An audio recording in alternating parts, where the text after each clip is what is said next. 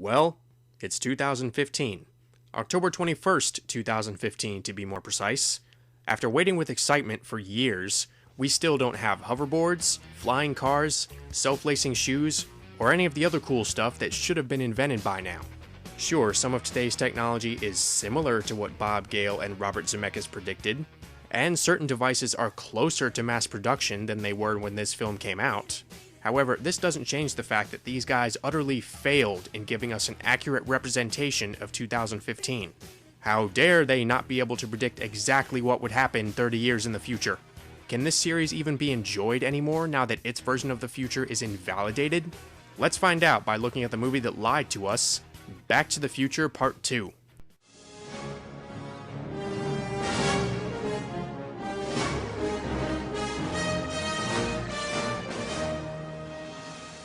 Alright, in all seriousness, I find it kind of funny how audiences have really latched on to this film's version of 2015 when, in reality, it's only featured in the first act. Picking up where the original classic left off, the story begins with Doc, Marty, and Jennifer traveling 30 years forward in time. Their goal is simple: prevent Marty and Jennifer's son from participating in a crime and going to jail. Unfortunately, upon returning to 1985, they find that Hill Valley has become a crime-ridden dystopia where Biff is now the wealthiest man on the planet. In order to restore their home to the way it was, Marty and Doc must go back to the past and stop this new timeline from being set into motion. Now from that, you can probably tell that this movie is very different from its predecessor, which proves to be both a benefit and a detriment. On one hand, the writers get to play with the time travel concept a little more. On the other hand, since we're no longer dealing with Marty's parents, the story lacks the personal feel of the original. Basically, someone's messing with the timeline and the heroes have to stop it. It's more ambitious, but not all that relatable in comparison to what came before.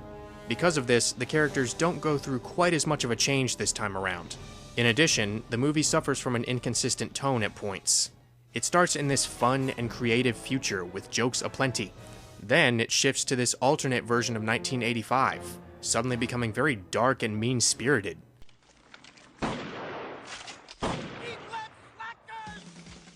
Finally, we finish by going back to the lighthearted 1950s setting.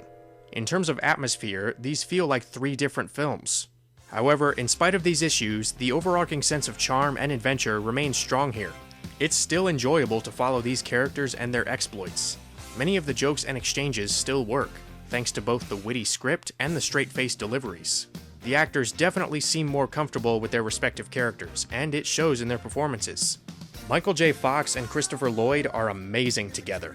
Their conversations, whether comedic or dramatic, just feel so natural and are so entertaining that they make even the dullest concepts sound infinitely more exciting. Doc, what do you mean?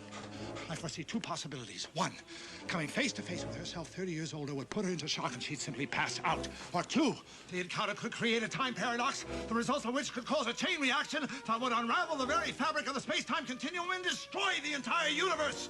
These two carry the film beautifully, and their dynamic is made a bit more interesting since it shifts toward a mentor-mentee relationship.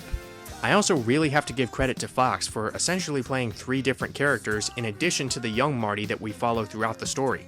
Thanks to some impressive makeup, he plays the older Marty from the future, the spineless Marty Jr., and his sister Marlene. Likewise, Thomas F. Wilson brings a lot of enthusiasm to his collection of characters. Get the hell out of my car, old man!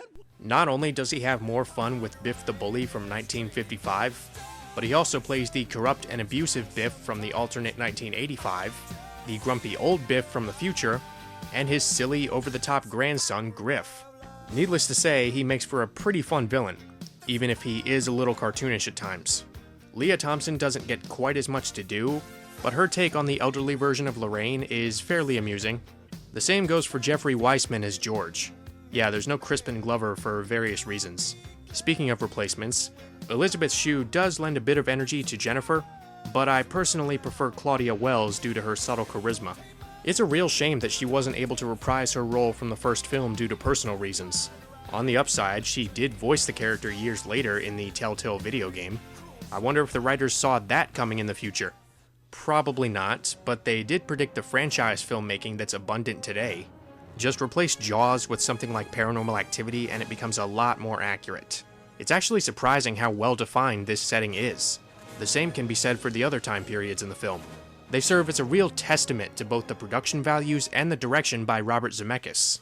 These different versions of Hill Valley are just so filled to the brim with detail and creativity that I'm still discovering new jokes, sight gags, and references.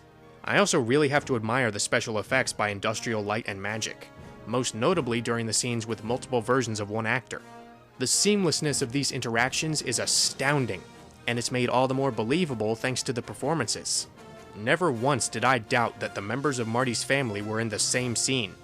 Once again completing the experience is Alan Silvestri's musical score, which brings back the familiar themes from the original while throwing in some new ones to keep things fresh.